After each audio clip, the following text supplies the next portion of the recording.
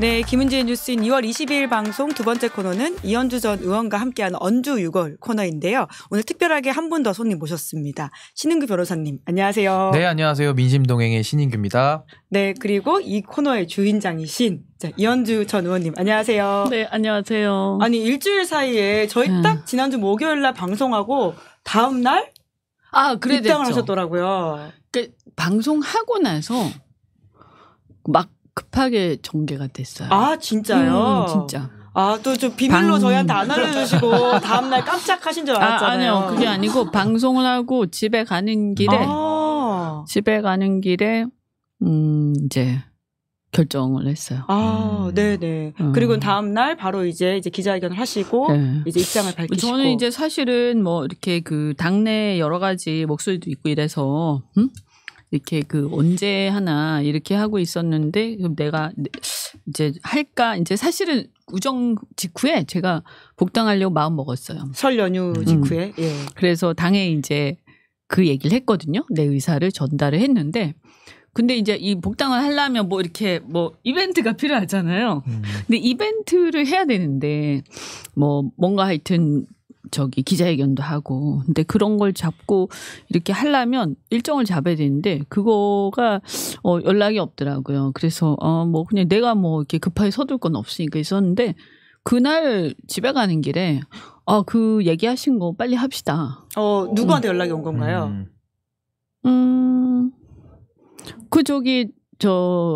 김성환.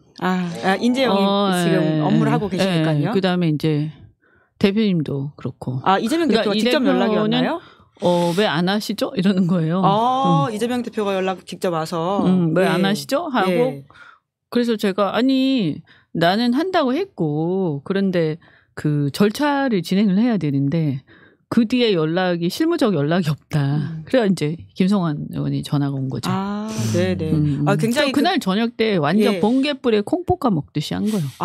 제가 그날 밤에 썼어요. 기자회견문도. 이제 입당과 관련된 어떤 회견문들을요. 처음 듣는 저희 이야기여가지고 굉장히 기담아서. 근데 또 그런 거는 제가 생각해 보니까 그냥 그렇게 막 후닥닥닥 하는 게 좋아요. 알겠습니다. 그리고 또 신인규 변호사님께서는 이제 민심동행이라고 하는 당 준비를 지금 하고 계시잖아요. 저희 좀 시사인 구독자분들이랑은 처음 인사하시는 거니까 좀 그 활동도 소개해 주시겠어요? 예, 저는 이제 평소 제가 좋아하는 우리 김은지 기자님의 이 프로라서 꼭 한번 나와보고 싶었는데 오늘 또 이현주 의원님도 계시다고 해서 하여튼 너무 반갑고요. 또 우리 시청자 여러분들께서 또 이렇게 만나 뵙게 됐는데 저는 민심동행이라는 정당을 만드는 사람입니다. 그래서 왜 정당을 만드느냐 아주 심플하죠. 지지하고 싶은 정당이 없기 때문에 좀 국민들께서 편안하게 이게 좀 지지해 줄 수 있는 그런 정당을 꼭 한번 만들어 보고 싶고요.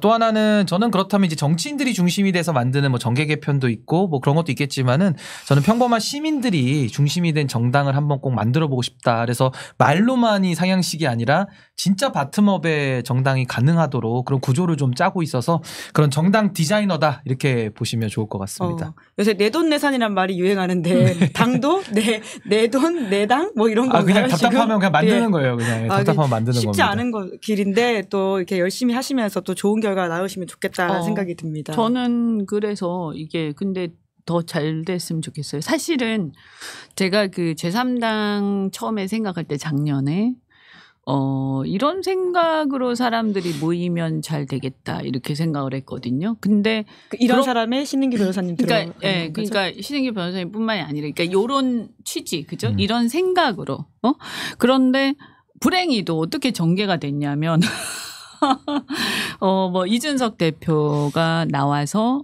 당창당 선언을 하고 그다음에 뭐 거기까지는 또 그렇다 치는데 서사가 좀 있으니까. 정말 죄송한 얘기인데 정말 깼던 게 민주당에서 야당에서 권력 투쟁을 하다가 나와서 분당을 해가지고 당을 창당하는데 그걸 제3당 신당이라고 얘기를 하고 거기서 저는 완전 깨버렸어요. 이준석 대표 말씀하시는 거죠? 아니 이낙연 대표. 그거는요 우리가 생각하는 제3당 신당이 아니었거든요. 그래서 이거는 좀 힘들겠다. 이번에는 제3지대가. 이렇게 전개가 되면 전혀 새롭지도 않고 어떤 새로운 시도를 할 리도 없고 그냥 기존의 어떤 권력 투쟁이 당 안에서 있는 게 아니라 당 밖에서 있는 것밖에 더 되냐. 그러면 뭔가 신선하게 국민들이 정말 원하는 제3의 길을 가기가 어렵지 않냐. 저는 그래서 그걸 보고 포기를 했죠. 이거 내가 뭐 어떻게 할 수 있는 게 아니다. 이낙연 대표의 합류를 보면서 이 제3지대가 잘 되기 어렵다. 합류라기보다 그분이 하겠다고 선언하는 걸 보면서 그 상황에서 제가 뭐 신당을 하고 말고 한다고 새로운 뭐가 될 리도 없고 정말 힘들겠다 이렇게 그래서 현실적인 포기를 했는데 그럼에도 불구하고 이제 신인규 변호사 같은 분들이 그걸 굽히지 않고 계속 하시잖아요. 그러니까 저보다 더 훌륭한 거죠. 네. 이 러브콜을 보내시고 계신데 난 인정해. 댓글창도 있습니다. 분석해 준다님이 인규형 형도 이현주 누나 따라가 한번 해보고 큰 당에 가야 인규형 그림이 그릴 수 있어. 지금 굉장히 훈훈한 분위기에서 심지어 입당 제안까지 들어왔습니다. 아니 저도 사실 저한테 지금 늘 해주시는 말씀이 3지대 안에서도 주도권을 줘야 되니까 좀 큰 덩어리랑 함께 해라라는 말씀을 늘 해주셨고요. 저도 정치를 혼자 할 수 있다고 생각 안 하거든요. 좋은 동지들이 있어야 되고 세력을 만드는 게 더 중요하다고 생각을 하고 또 최근에는 이제 3지대가 다 무너지지 않았습니까? 거의 처참하게 지금 붕괴가 된 상황인데 그러다 보니까 이제 저한테 요즘 해주시는 말씀은 지류가 본류를 못 이긴다. 그러니까 본류에 가서 정치를 하고 또 세력을 키우는 게 어떻겠냐. 다 맞는 이야기고 저는 뭐 충분히 그 안에서도 개혁적인 분들이 또 개혁을 해 나가시면 될 일인데 제가 신당을 하는 이유는요. 기성정당에 가서는 제가 이루고자 하는 정당의 모델을 이룰 수가 없습니다. 그럼 뭘 이루고자 하느냐? 저는 기존의 정당들이 1세대 정당은 총재형, 그러니까 DJ, YS 이분들이 1세대 정당이고 2세대 정당은 팬덤을 중심으로 노사모부터 저는 이 마지막 세대가 전 이준석 대표라고 생각해요. 그 팬덤을 기반으로 이제 온라인으로 당을 막 20일 만에 만드는 데까지 온 거 아닙니까? 근데 이 2세대 정당의 한계가 뭐냐면은 여전히 말로는 상향식이다, 뭐 정당민주주의다 이야기를 하는데 이 안에도 이제 의원님 항상 얘기하시는 그 상명하복, 그 권위주의가 아직도 이 잔재에는 남아 있어요. 그럼 제가 이제 3세대 정당을 꿈꾸는 건 뭐냐? 정당을 디자인하는 사람들은 정말 그 플랫폼을 원칙을 가지고 이념을 가지고 짜는 거고요. 그 안에는 정말로 평범한 보통 시민들이 들어와서 본인의 의사를 만들고 그 안에 세력을 가지고 건강하게 경쟁하는 모델을 전 3세대의 정당이라고 생각을 하고 이걸 만들기 위해서 제가 이제 CRM이라고 하는 기업에서 쓰는 그 모델을 정당에 최초로 이식을 했고 이걸 이제 스마트 폴리틱스라고 저희는 부르는데 액티브 시스템이라는 것도 저희가 만들었거든요. 점점 영어가 많이 나오는 것 같은데요. 그래서 뭐 어렵진 않지만 결국에는 경영의 논리도 정당에 들어오고 뭔가 검증이나 이런 것들이 상시화될 수 있는 모델을 좀 만들자. 그래서 저는 그 꿈 때문에 본류로 못 가고 있습니다. 여전히 제3지대에서의 역할을 또 해보겠다 이런 포부를 말씀하시는 것 같은데 이현주 의원님께서는 여튼 이제 지금 이제 본류로 가신 거잖아요. 네. 이제 그러다 보니까 이제 의원님의 이 본류 안에서 역할에 대한 많은 사람들의 궁금증이 있는 것 같습니다. 특히나 오늘 과거 지역구였던 광명의 양기대 의원님이 이제 컷오프 되는 상황이 되다 보니까 그쪽 지역 가시는 게 아니냐 이런 말도 있고요. 네. 그리고 이제 안규백 이제 위원장은 추미애 전현희 이현주 민주당 여전사 3인방 이런 이야기까지 하던데 좀 진로를 어떻게 고민하고 계세요? 저 이제 여전사는 좀 그만하고 싶은데 자꾸 여전사에서 이제 그럼 마지막으로 이제 정의의 여전사 한번 좀 해보자 이런 생각은 있고요. 지역구는 저는 뭐 광명은 뭐 금시초문이고 저가 얘기한 적도 없고 당이 저한테 얘기한 적도 없고 네. 뭐 어떤 사정이 있겠죠. 그거는 뭐 저하고 연관된 건 아닌 것 같아요. 제가 뭐 함부로 얘기할 수는 없지만. 네. 근데 어떻든 그래도 기대하시는 분들이 연락은 많이 주시더라고요. 근데 여하튼 뭐 옛 지역구니까 잘 되길 바라요. 좋은 사람이 또 가기를 바라고. 여하튼 뭐 지금 저는 다른 것보다 아까 정의의 여전사 얘기도 했는데 2년 동안 있었던 일을 잊으시면 안 돼요. 2년 동안 있었던 일을. 지난 윤석열 정부 2년 동안 있었던 일을 잊지 말자. 네. 그리고 윤석열 대통령은 전혀 변하지 않았어요. 그죠? 그리고 변하겠다고 심지어 거짓말조차 한 적이 없어요. 변하겠다고 말 한마디 한 적이 없고 그런 거짓말도 한 적이 없습니다. 그래서 그대로 갈 것이고 저는 솔직히 말씀드리면 지금까지 2년은 그냥 맛보기였다.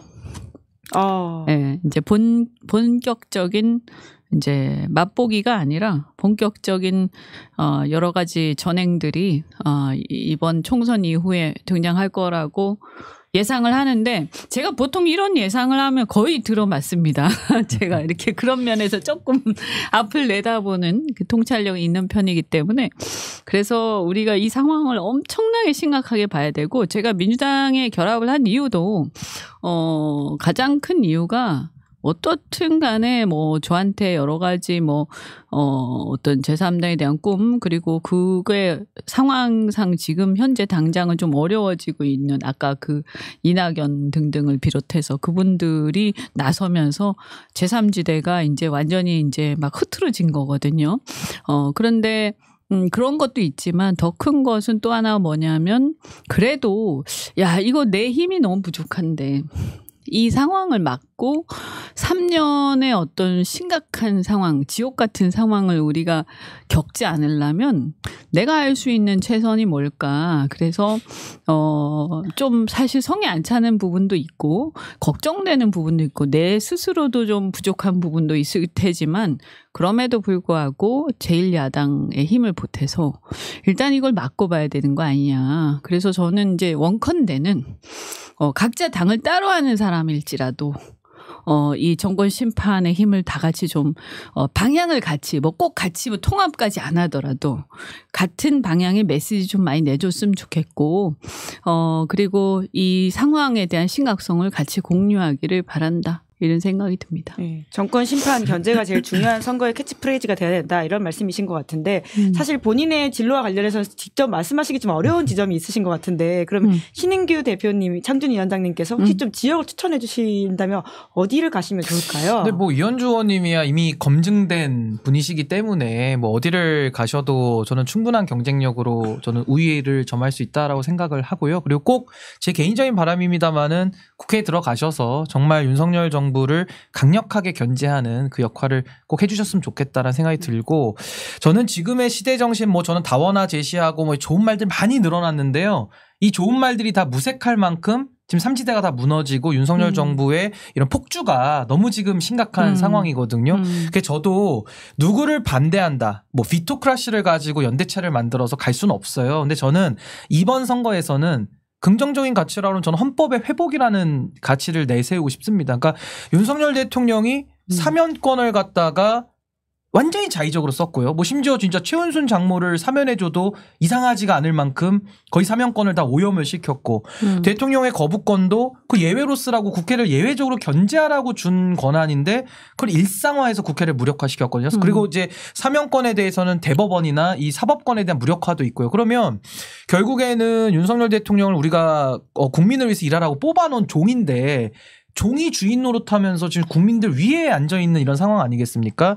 그렇다면 이건 헌법 가치가 이미 다 무너져 내린 거기 때문에 전 윤석열 대통령 싫다. 뭐 이거를 넘어서서 정말 헌법 가치를 그럼 어떻게 다시 회복시킬 것이냐. 여기에 저는 모든 제 세력들이 지금 정신 똑바로 차리고 저는 좀 더 지금 이 상황을 좀 면밀하게 냉정하게 좀 들여다볼 필요가 있다. 저 그렇게 생각합니다. 네. 근데 지금 내 여론조사 지표들을 보면 상대적으로 국민의힘이 좀 상승세고 민주당이 조금 부진한 모습을 띠고 있는 게 있는 것 같은데 특히나 이제 공천과 관련해서는 한동훈 위원장 같은 사람들은 민주당 공천을 굉장히 비판하는 말들을 많이 하더라고요. 좀 어떻게 보세요? 아니 저는 그 제3자나 국민들이 평가를 그렇게 할 수는 있을지 몰라도 한동훈 위원장이 그렇게 남의 당 공천에 대해서 왈가왈부할 정도로 자기는 그렇게 잘하고 있나?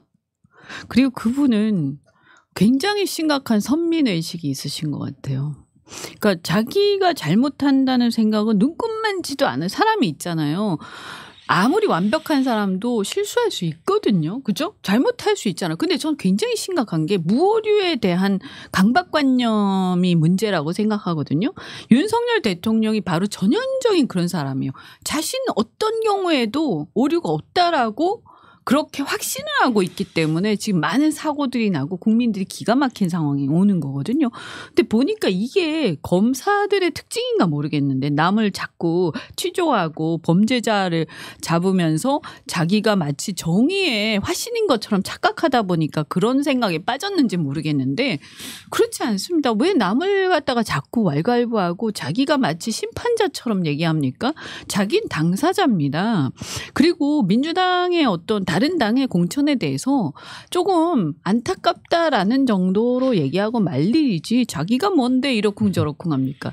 일례로요. 그럼 국민의힘은 잘했냐? 국민의힘에 지금 현역 물갈이가 한 명도 없습니다. 그러면 지금 지난 현역, 예. 네, 지난 21대 맞죠? 국회에서 과연 우리가 기억하는 국민의힘의 현역들은 어땠습니까?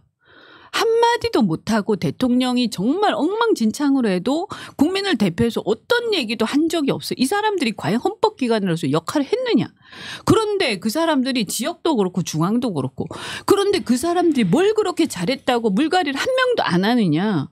이것은 혁신과 완전히 반대가는 기득권 공천 아니에요? 그런데 제가 보니까 짜는 사람들도 있어요. 막 그냥 밀어붙이면서 단수 공천은 어디다 했느냐? 주로 신인들이 있는데 했어요. 그래서 우리가 봤을 때 지역에서 열심히 하고 신인들 정말 새롭게 정치 좀 해보겠다 하는 사람들은 그런 식으로 다 잘라버리고 그 자리에다가 보니까 자기 측근들, 검사들, 용액관들 다 집어넣었단 말이에요. 그래서 난리가 났지만 그 사람들 기득권이 없다 보니까 언론에서 다뤄주지도 않는 거예요. 저는 이 공천은요. 국민의힘은 철저하게 기득권 공천이고 그리고 새로운 어떤 새로운 싹을 짓밟는 공천이고 그다음에 뭐라고 말 한마디 못하게 길들이는 입틀막 공천이다. 이게 민주당에 대해서도 뭐 전 잘은 모르지만 문제가 있는 부분도 있고 좀 부끄러운 부분도 분명히 있을 겁니다. 하지만 차원이 다른 얘기다. 나름대로 뭔가 물갈이 하려고 하면서 그 과정에서 조금 이제 문제 있는 부분도 있고 또 어떻게 보면 공정성에 약간 이의제기할 수 있는 부분도 있겠지만 그래도 뭔가 하는 거 하고 국회라는 걸 봤을 때 대통령을 견제하는 기관에 우리가 대표자들을 보내는데 이렇게 지금 상황이 나라 상황이 심각한 상황에서 저렇게 시녀들에 가까운 조직을 갖다가 만들어가는 구성해가는 이런 지금 여당을 보면서 저는 이게 우리나라가 자칫 잘못하면 일본 자민당 일당 독재가 공고화된 일본처럼 되거나 더 심각하게 보면 중국처럼 가겠구나. 우리나라 정치가. 네. 이런 걱정이 돼요. 이현주 의원님께서 어제 페이스북에 입틀막 공천 이렇게 표현을 쓰셨던데 오늘 이재명 대표도 이제 그 표현을 받은 건지 모르겠는데 기자들과 만나서 그 표현을 썼더라고요. 네. 신민규 변호사님 보시기에는 어떤가요? 뭐 저는 사실 뭐 지금 국민의힘의 공천이 이현주 의원님 말씀대로 그 기득권 공천이다라는 거에 전 동의하는데 저는 고시촌 공천 같아요. 이 고시촌 공천이 뭐냐면은 고시촌에서 생활해 보신 분들은 압니다. 독서실 들어가면요. 예. 숨도 못 쉬게 조용합니다. 그 조용한 게 하나 들어있고 예. 또 하나의 고시촌 공천의 특징은 관료들 그러니까 검찰들이나 공무원들이나 말 잘 듣는 순치된 사람들만 쫙 깔아놔서 전 이거 고시촌 공천 아니냐라는 생각이 드는 것이고 정당의 생명력이 완전히 사라진 그렇기 때문에 반발조차도 나오지 않는 게 지금 국민의힘의 현 주소다. 저도 뭐 민주당 불신하지만은 그나마 민주당에선 지금 어쨌든 간에 꿈틀꿈틀은 하거든요. 아직은 살아있다. 전 이렇게 생각이 들고 한동훈 위원장 관련해서는 전 이분은 이웃집 스토커 같거든요. 그러니까 본인 당에 대해서 비대위원장하고 비상을 대책하라 했더니 남의 집에 수저가 몇 개고 남의 집에 이불은 캐겠는지 뭐 저녁은 챙겨 먹은지 매일 남의 집 얘기만 하니까 거의 이웃집 스토커 수준인데 거의 그 못하게 경쟁의 끝판왕 아니냐. 결국에는 한동훈 위원장은 본인의 컨텐츠가 부실하고 없다 보니까 늘 얘기하는 게 엉뚱한 정치개혁안을 얘기하다가 소스가 다 떨어지면은 또 이재명 때리기. 그러니까 한동훈 위원장 눈빛을 가만히 이렇게 보시면요. 국민의힘에 난처한 질문 나왔을 때는 뭐 가름하겠다 이런 표현 많이 써요. 더 할 말이 없다라는 뜻이죠. 근데 민주당 얘기를 하면은 기자들이 물어보지도 않은 것을 마치 밤에 우리 중학교 자녀분들이 막 게임할 때 눈 초롱초롱 하잖아요. 딱 그 상태에서 묻지도 않은 말까지 쏟아내는 그 속사포. 래퍼 같은 이런 논평을 한단 말이죠. 근데 저는 언제까지 본인 컨텐츠로 승부를 안 하고 이렇게 이웃집 스토커처럼 옆 당의 상황만을 관리하는, 그러면서 본인의 지지율을 관리하는, 이거 전형적인 못하기 경쟁입니다. 그래서 저는 이거 극복하기 위해서는 국민 여러분들께서 정치의 독과점 이거 없애야 되기 때문에 우리 민심동행 같은 이런 좀 정상 세력들을 많이 키워주셔야 양당이 긴장하고 저희 당을 좀 생각해야 되니까 그래서 좀 이렇게 잘하기 경쟁으로 간다. 근데 어찌됐든 저는 한동훈 위원장은 이재명 대표보다는 지금 더 못한 것 같아요. 제가 볼 때는 정말 우리 정치에 해로운 사람이다. 저 그렇게 생각합니다. 신인기 변호사님 같은 경우에는 국민의힘에서도 이제 당생활 했으니까 특히 이제 부대변인 하시면서 그 문화와 분위기를 잘 아시잖아요. 그러니까 진짜 이 고시촌 같다라고 하는 게 원래 약간 국민의힘 내부 좀 분위기가 반영된 건가요? 아니면 지금 윤석열 대통령이 와서 이렇게 좀 더 그런 게 심화된 건가요? 그러니까 더 심화된 거죠. 원래도 고시촌 같은 느낌이 나요. 항상 이렇게 저항하기보다는 늘 입을 이렇게 닫는, 분리할 때는 이제 아무 말도 안 해버리면서 어디 줄을 댈까 하다가, 그래서 제가 국민의힘 탈당할 때 제가 기회주의를 하나 딱 지적하고 많은 단점 중에 기회주의만 제가 공격하고 나왔거든요. 그러니까 참 국민의힘의 건 뭐랄까요? 뭐 그동안에 전해져 왔던 그런 뭐 특성 같기도 한데 이것이 어쨌든 윤석열 정부 들어와서 거의 윤석열 대통령이 국민의힘 뽀개로 들어간다고 이렇게 얘기를 했었잖아요. 실제로 국민의힘을 완전히 접수했습니다. 제가 볼 때는. 그 더 이상 생명력이 없으니까 저도 나온 건데 지금도 그 윤석열 대통령의 사당화의 완성에 그 후과를 누리고 있는 거다. 저 그렇게 생각합니다. 그러니까 비윤 반윤이요 전멸했다고 보시면 돼요. 도저히 있을 수가 없고 있어도 공천 신청을 차마 못하는 상황이에요. 해봤자 그냥 완전히 당하기만 할 거고. 재밌는 건 뭐냐면 국민의힘의 반윤 내지 비윤은 국민의힘의 주류보다 오히려 더 국민의 대의라든가 개혁이라든가 또는 기득권 타파라든가 이런 쪽에 더 가까워요. 훨씬 더 개혁적입니다. 반윤 세력들이. 저는 이런 부분이 단순히 그냥 계파 갈등이 무조건 나쁘다가 아니라 도전을 하는 세력들이 좀 더 개혁적이어야 한다라고 저는 생각합니다. 네.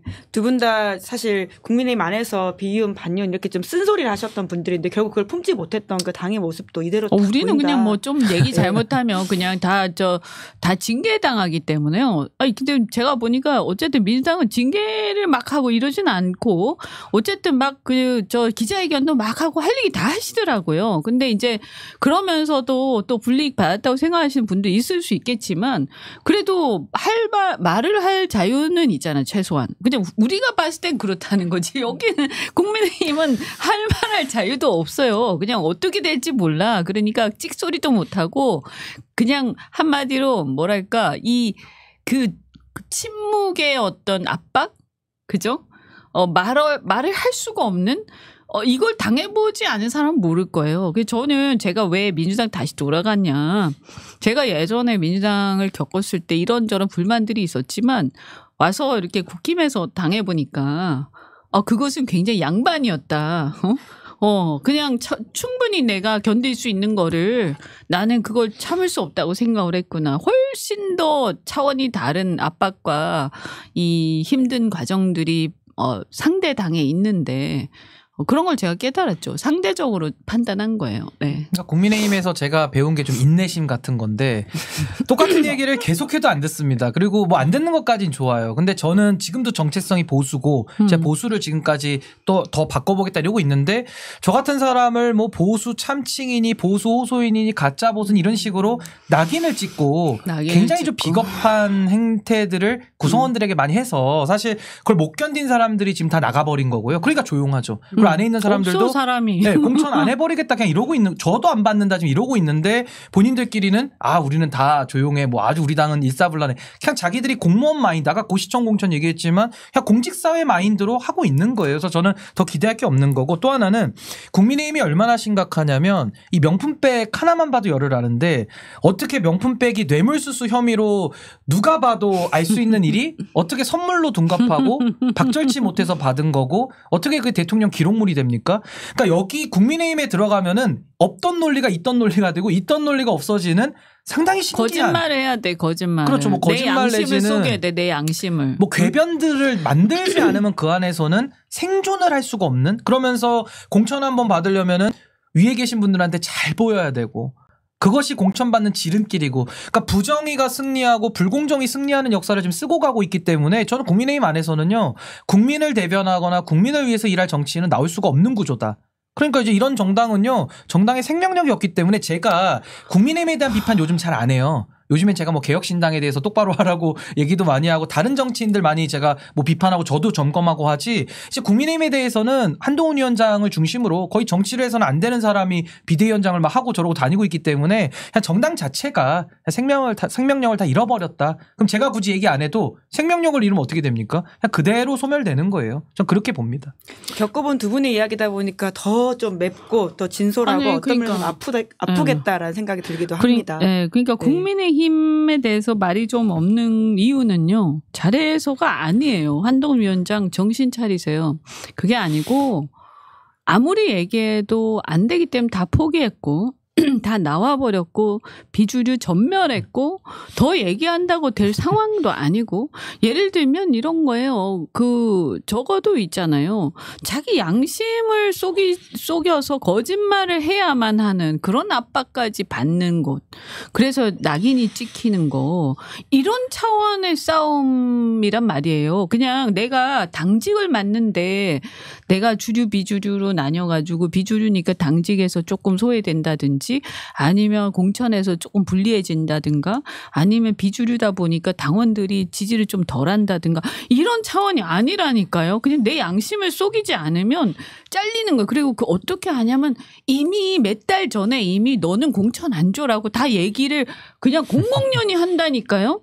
그런 상황이에요. 근데 이게 공천을 줄지 안 줄지 모르는 상황에서 뭔가 이렇게 결과적으로 보니까 비주류가 공천을 좀 덜 받았더라. 이런 게 아니라 몇 달 전부터 너는 공천 안 줘. 그러니까 너는 쓸데없는 얘기하고 네 양심을 갖다가 속이질 않고 양심대로 자꾸 바른 얘기를 했기 때문에 너는 징계를 줘서 공천 안 준다고 미리 얘기할 거야 라고 해서 다 한 거예요. 그래서 다 끝났어요. 그러니까 조용한 거예요. 지금은 전부 다 그냥 납작 엎드린 사람들만 남아있는 거예요. 시끄러우면 이상한 상황이 돼버린 거죠. 내가 겪어봐서 근데 이걸 아는데 조용하다고 지금 예. 조용하니까 잘하고 있다고 그렇게 착각한다고 아주 웃기고 있네 진짜. 네. 정말 그 두 분의 열변을 듣다 보면 지금 어떤 지점들이 지금 국민의힘이 좀 아프게 느껴야 될지를 알 수 있는 것 같은데요. 아까 이제 개혁신당 이야기를 좀 하셨는데 좀 주제를 좀 넘어가서요. 개혁신당도 이제 빅텐트가 11일 만에 좀 해체가 되어버렸잖아요. 가장 큰 이유가 뭐라고 좀 두 분 다 보시기에는 한때 또 제3지대에 대한 관심을 두셨고 또 제3지대에 계시는데 어떻게 그럼 보세요? 여기 뭐 제가 제3지대 있다 보니까 말씀 먼저 드리면 저는 사실 이준석, 이낙연이라고는 두 정치 지도자가 무리한 결합을 시도를 했는데 사실 빅텐트라고 하면은 텐트까지는 쳐야 되거든요. 근데 이거는 텐트를 치기도 전에 뭐 부품이 고장났는지 뭘 안 가져왔는지 텐트를 다시 중도에 걷어버렸거든요. 그래서 사실 이거는 뭐 빅텐트를 치다만 정도다라고 지금 국민들이 보시는 건데 저는 너무 안타까운 것이요. 그러니까 국민들께서 지금 양당이 너무 못하고 불신을 받고 있기 때문에 그래도 좀 삼지대라도 좀 매기 역할까지라도 좀 해달라라는 것이 전 국민들의 뜻이었다고 봅니다. 근데 이 두 분의 정치 지도자들이 나와가지고 솔직히 이제는 반명, 반윤 이 비토크라시의 연대를 하면서 묻지마 통합으로 외연 확대를 무리하게 추진했어요. 그러다 보니까 뭐 배복주 씨라는 분도 우리가 이름을 듣게 되고 뭐 류호정 의원 어떻게 거의 그 방향을 잃은 배처럼 그러다가 그냥 주저앉아 버린 거거든요. 그렇다면 전 여기에 대해서는 원칙 없는 통합을 추진했던 이준석, 이낙연이라고는 이 두 정치 지도자는 엄청난 스크래치를 받을 수밖에 없는 것이고 저는 이분들이 결국에는 이 삼지대의 에너지를 완전히 사장시킨 거 전 여기에 대한 매우 큰 안타까움을 좀 가지고 있습니다. 애초에 될 수밖에 없는 이렇게 헤어질 수밖에 없는 상황이었다라는 말씀이신 근데 거네요. 그거를 국민들 앞에 이분들이 정직하게 하지 않았잖아요. 그러니까 예를 들면 뭐 지금 6억 원 뭐 수령 논란도 있습니다만은 특히 이준석 대표 같은 경우는 바른미래당 실험을 해봤지 않습니까? 그러면 그때 당시에 문제 원인을 알았으면 이걸 하면 안 되고요. 만약에 그때 바른미래당의 문제점을 몰랐다 그러면은 굉장히 무능해지는 거거든요. 그러니까 이것은 알아서 해도 문제고 몰랐다 해도 문제인 상황이라 상당히 좀 난처하긴 한데 이 좋은 에너지와 기회를 이렇게 날려버릴 수 있겠느냐. 그래서 저도 빅텐트에 뭐 가냐 안 가냐 질문을 너무 많이 받아가지고 제 이야기를 하고 아까 스마트 폴리틱스나 이런 것들 막 해야 되는데 할 수가 없어요. 가면은 뭐 항상 누구 영입될 것처럼 이 소위 말하는 밑밥을 너무 많이 깔아놔가지고 뭐 저도 갑니까? 이런 질문만을 늘 받으면서 아까운 시간 2-3달을 다 날려버렸거든요. 아니 그러면 최소한 빅텐트 저는 비판했지만 그래도 잘 하셔가지고 통합을 이어가서 국민들의 뜻이라도 받아 안았어야 되는데 이건 완전히 정치가 코미디 되는 거거든요. 전 너무 정치가 희화화됐고 이제는 정치인들의 말을 열흘 만에 빅텐트를 철수하는 이런 현상 속에서 이제 국민들께서 정치인들 말 믿을까요? 저도 믿고 싶지가 않은데 그래서 저는 이건 매우 안타까운 그런 정치적인 비극적인 사건이다. 저 그렇게 생각합니다. 어떻게 보세요, 의원님? 저는 뭐 애초에 실패할 거라고 예상을 했기 때문에 뭐 당 창당하기 전부터도 그렇게 결합하면 안 되고 더군다나 민주당에서 권력투쟁하다가 대통령이 안 돼서 나와가지고 자기 대통령 되기 위해서 당을 만드는데 거기에 결합을 하는 게 그게 무슨 제3신당이냐. 그것은 그냥 분당이다 분당. 응? 근데 거기 왜 같이 하는 거냐. 그거는 지금 어떻게 보면 큰 틀에서 총선이 중간평가고 윤석열 정권에 대한 심판의 정서가 가장 큰데 이게 정권 심판을 하는 게 아니라 내부 권력투쟁에서 어떤 그 야당에 대한 권력을 쟁취하는 그 경쟁 속에 있는 집단하고 뭘 같이 한단 말이냐. 그건 야당이 아니죠. 솔직히 말씀드리면. 그래서 국민들은요. 그 당에 기대하는 바가 없어지는 거예요. 저는 안타까운 게 이준석 대표도 사실은 그런 의사결정을 자기가 혼자서 막 결정을 한 거 아닙니까? 그죠? 잘은 모르지만 다른 사람들이 좋은 취지로 좀 순수한 의도로 제3신당을 해보겠다고 같이 간 젊은 사람들이 있었을 텐데 그 사람들은 어떻게 되는 거냐. 그 왜 상의도 안 하고 그렇게 했는지 모르겠다. 그리고 거기에서 그러면 당연히 그렇게 섞이게 되면 어떤 문제가 생기냐면 정체성 문제들이 생기고요. 근데 이게 정체성이 다르더라도 같이 할 수 있다. 그러면 어떻게 해야 되냐면 당으로 하면 안 되고 어떤 연대라든가 아니면 큰 틀에서의 어떤 메시지 연대 요 정도만 해야 되는 거거든요. 근데 이렇게 당을 무리하게 같이 한 이유는 뭐냐면 외형에 집착을 하고 번호에 집착한 거 아닙니까? 그러면서 지역구에 사람을 많이 내보내겠다. 그래서 당의 크기를 키우겠다 하는데 집착한 건데 좀 저는 굉장히 섣분 생각이었다는 생각이 들고요. 사실은 어떤 면에서 보면 우리가 이 회사를 운영을 할 때 벤처를 하지 않으면 저는 제3신당에 대한 처음에 국민들의 기대가 어떤 상당히 혁신적이면서 작지만 강한 이런 어떤 그 벤처를 사람들이 기대했다고 생각을 해요. 그래서 30대, 40대 이렇게 특히 젊은 층을 중심으로 해서 무당파를 중심으로 해서 그런데 그 벤처가 잘 되려면 처음부터 벤처가 한 몇 달 만에 대기업 됩니까? 절대로 안 돼요. 그것은 옛날에 안철수처럼 지지율이 40%, 50% 간 경우에도 물론 그 사람의 한계도 있었지만 그래도 안 됐단 말이에요. 우리 구조가 있는 거거든요. 그러면 벤처는 벤처답게 최초의 어떤 자신들이 개발한 어떤 생각과 그런 작은 이런 걸 가지고 의기투합을 해가지고 작지만 강하게 가면서 국민들한테 강력한 이미지 인상을 뇌리에 남겨야 되는데 그게 아니고 이렇게 막 외형에 집착을 해서 그 작은 벤처들이 서로 생각이 다른데도 불구하고 막 M&A를 한다든지 아니면 남들한테 번듯하게 보이고 싶으니까 큰 사무실을 빌려가지고 거기 다 모인 거예요. 그런다고 그 벤처가 대기업이 되지 않거든요. 오히려 일이 더 안 돼요. 그러지 않겠습니까? 그래서 이게 대기업이 이미 되면 조금 다른 색깔들도 조금 다른 목소리들도 각자의 본부에 따라서 이게 공존이 가능해요. 사실은 큰 정당 같은 경우에는. 근데 벤처는 그렇게 하면 안 된다. 처음에는. 네. 그래서 작게 시작해서 나중에 시간을 두고 키워나갈 생각을 했어야 되는데 저는 굉장히 왜 저렇게 외형에 집착했을까. 좀 안타깝다. 저도 이거 조금만 첨언하면 제가 그 개혁신당 모 인사가 통합 사인하는 날 설 전에 저랑 방송을 같이 하고 뛰어가던 모습이 생각이 나요. 모 인사면 거의 굉장히 이름을 말씀하시죠. 굉장히 그 기대감에 있어서 말씀을 하셔서 저도 참 잘 되기를 응원하는 입장인데 참 안타깝더라고요. 이렇게 열흘 만에 이렇게 되다 보니까. 그래서 참 이거는 어떻게 보면은 아까 우리 이현주 의원님 말씀하신 그 벤처의 정신을 잃어버린 그 후과를 강하게 누리고 있는 거고, 저는 사실 이 6억 보면서 참 이준석 대표가 많이 난처할 것 같아요. 왜냐하면은 이준석 대표가 상징하는 정치가 뭐겠습니까?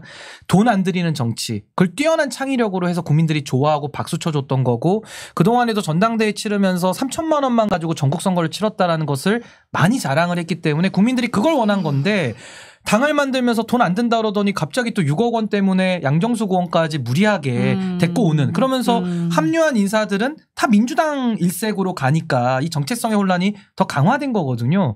그리고 또 하나는 저는 이분들이 착각한 게 하나가 뭐냐면은 기호 3번을 가지려고 지금 노력을 한 건데, 생각해 보십시오. 1번, 2번 다 찍기 싫습니다. 근데 3번을 무리하게 차려와서 당을 차려서 아무나 내보내면 그냥 아무나 3번 다 찍나요? 그건 아니거든요. 그러니까 이것은 3번을 하겠다는 사람들이 약간의 표에 대한 오만과 독선이 좀 깔려 있다. 1, 2번 이렇게 못하는데도 우리 안 찍고 100일 거야? 라는 식의 오만이 깔려 있어서 당연히 지지를 받을 수 있겠다라는 착각을 한 것이다. 그래서 저는 개혁신당에서 출마자들 막 내고 있거든요. 제가 출마자들 몇몇 이렇게 쭉 봅니다. 지역구에 나가실 분들. 잘 아시는 분들이 많죠. 뭐 앉기도 하고 뭐 많아요. 근데 이분들 보면요. 다 국힘에서 갑자기 일로 들어오신 분들, 민주당에서 오신 분들. 그럼 이분들이 왜 왔을까? 뭐 탄압을 받아서 왔나? 아니면 어떤 뜻을 갖고 왔나?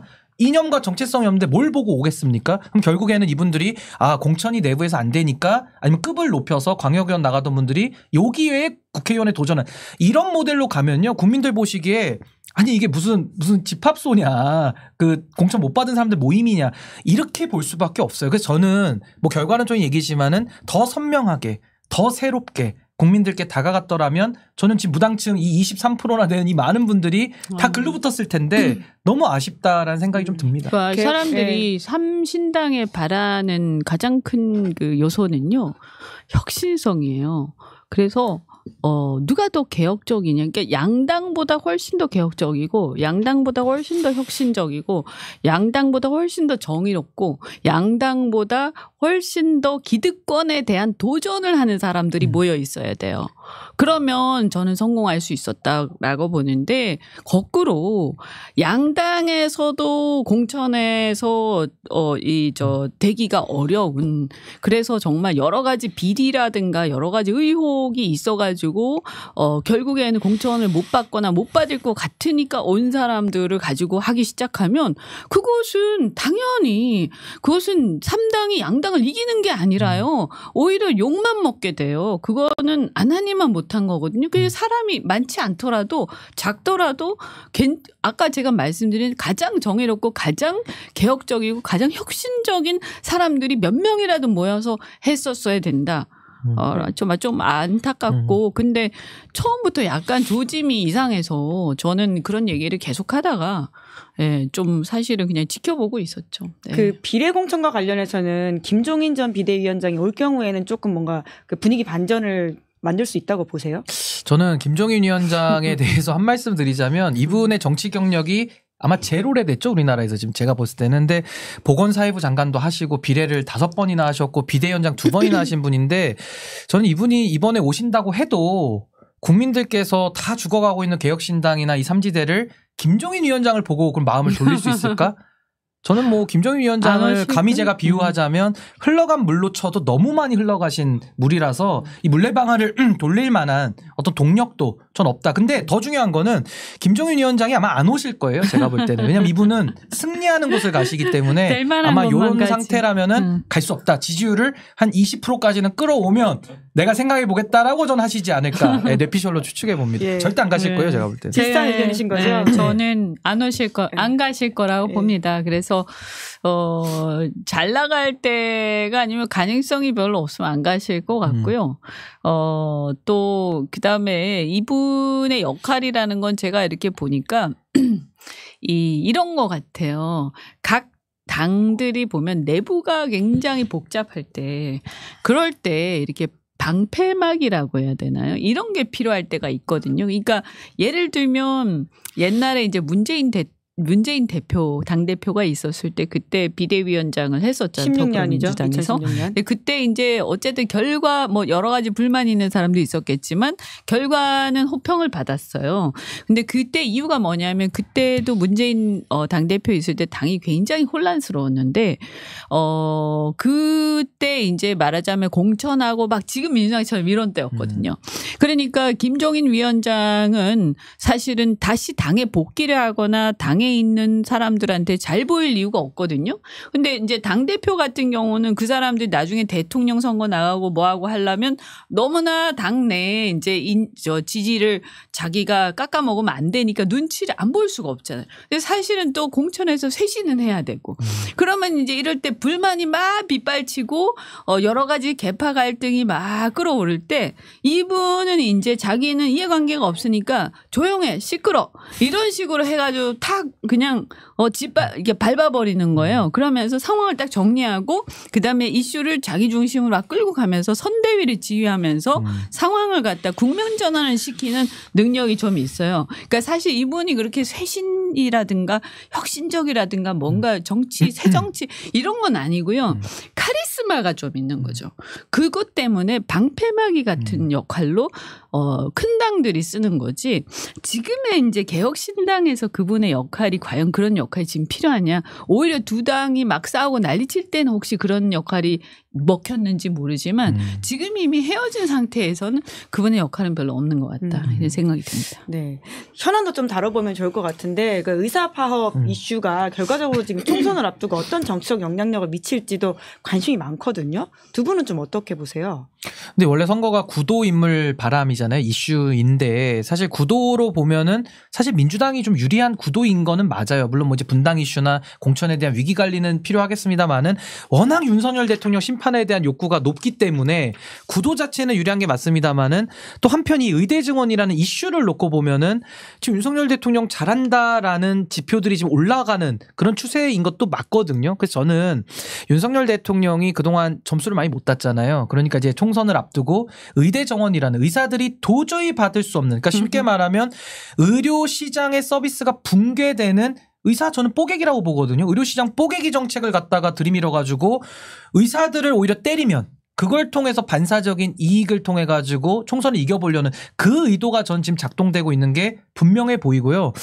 여기에 대해서 참 국민들께서는 이제 과거처럼 뭐 정보가 부족했을 때는 정부가 그렇게 하면은 통했을진 모르지만 전 그래도 지금은 이 의대 정원 문제에 대해서는 많은 방송에서도 많은 패널들이 이야기를 하고 있고 또 잘못된 걸 많이 알리고 있어요. 그래서 저는 이번에 그 전략이 그렇게 통하기는 좀 어려울 것이다. 전 그렇게 생각합니다. 일시적으로는 좀 통하겠죠. 이제 시원하니까. 그죠?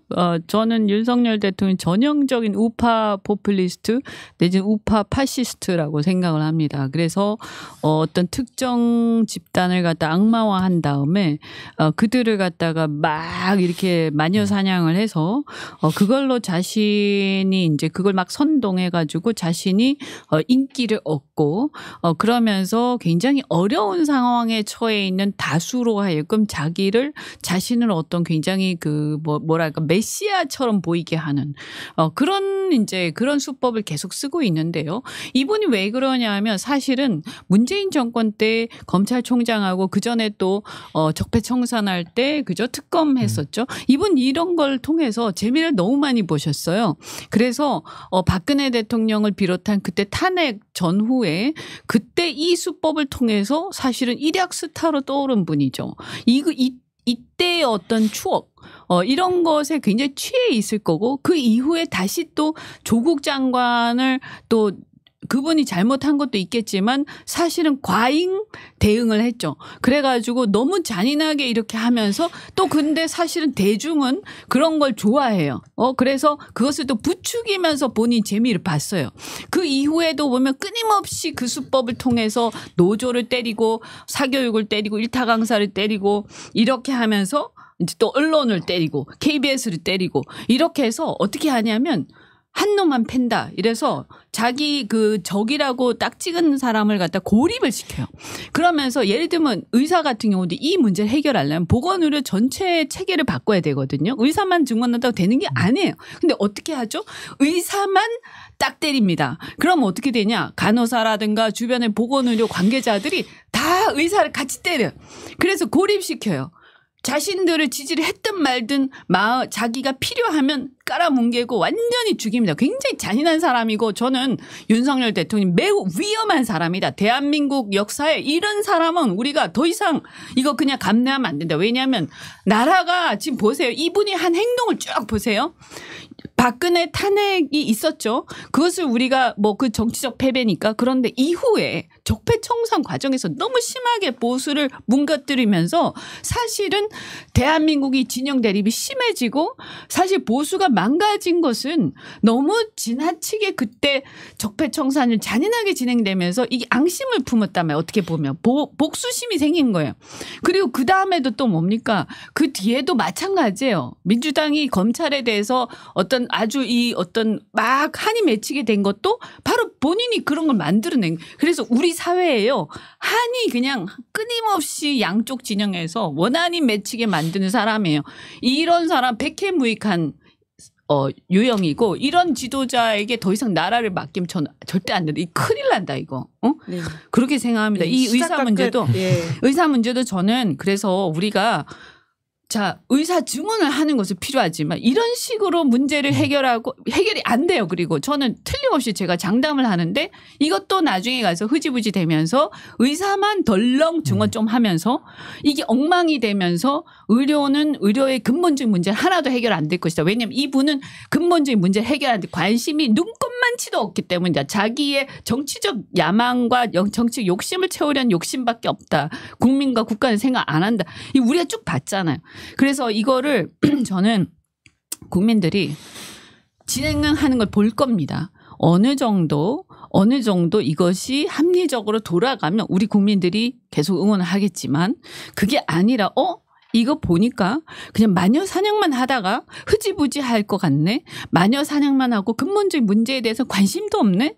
이거 선거에 이용하는 것 같네. 왜냐하면 선거 이후에 계속해서 협상해 나가면 될 텐데 막 급하게 휘몰아치면서 선거 전에 뭔가 쇼부를 보려고 하네. 이런 생각이 들면 저는 그래도 양식이 있는 국민들은 여러 가지 생각할 거라고 봅니다. 네, 이현주 의원님이 진짜 시작과 끝 모두 이제 정부 견제가 얼마나 중요한지를 목놓아 이야기해 주셨는데 댓글창에 두 분 덕분에 건강한 주권자가 될 수 있을 것 같다. 이런 식의 이야기도 있습니다. 저 한 말씀만 보탤게요. 예. 그러니까 운동권 청산론 갖고 나왔잖아요. 한동훈 위원장이. 뭐 당연히 민주당의 일이니까 민주당이 당연히 그거는 개혁 공천을 해야 될 일인 거고. 근데 자세히 생각해 보시면요. 윤석열 정부 들어와서 운동권 인사들이 국정 운영을 한 게 아니에요. 지금 검사들 내지 윤석열 대통령과 그 같이 뜻을 하는 분들이 국정 운영 해온 거기 때문에 심판의 대상은 그들이다라는 것을 꼭 명심하면 좋겠습니다. 네, 두 분 오늘 정말 불꽃 어떤 이 현안 일탕사 같은 이 시국을 읽는 눈들을 아주 깊이 있게 다뤄주셨는데요. 예, 마무리 그래도 인사해 주시면서 좀 하면 좋을 것 같습니다. 신인규 변호사님 오늘 저희랑 처음 이렇게 와주셨는데 어떠셨나요? 예, 하여튼 오늘 이렇게 뭐 짧으면 짧고 길면 긴 시간 동안 하여튼 너무 좀 즐거웠고요. 좀 자주 나와서 또 이런 현안에 대해서 또 제가 가진 생각들 또 자주 말씀드릴 수 있으면 좋겠습니다.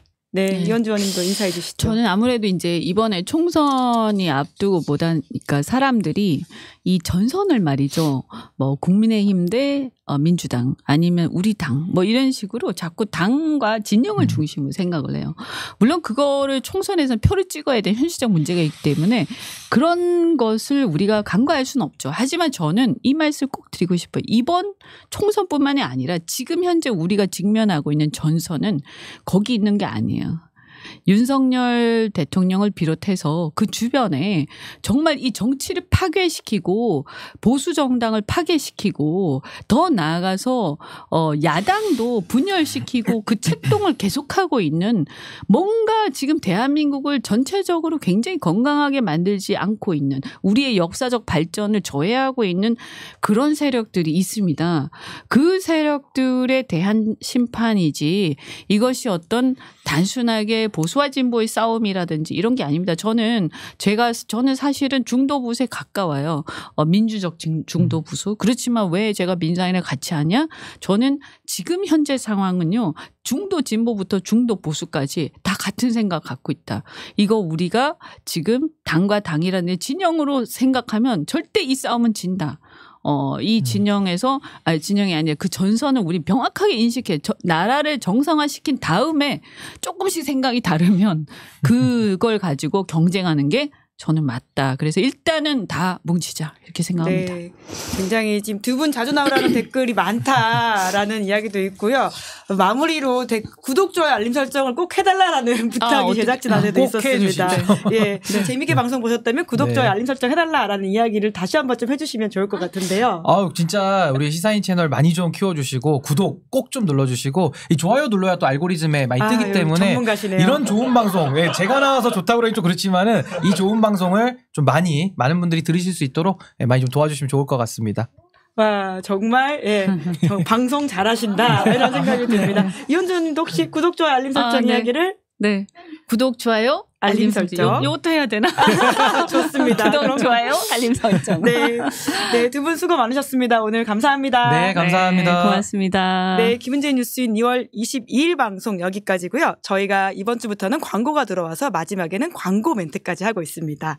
여러분들 보험을 어떻게 가입하셨는지요? 대부분의 보험은 전문 설계사가 아닌 가족이나 친척 등을 통해 묻지마식으로 가입한 분들이 많으실 텐데요. 그러다 보니까 꼭 필요한 보장들이 포함되었는지, 지금 내가 보험료를 얼마나 내고 있는지 적정한 수준인지 모르시는 경우가 태반입니다. 오늘 이런 분들을 위해서 전문보험 클리닉 업체 여기 보이시죠? 더 착한 보험을 소개해 드립니다.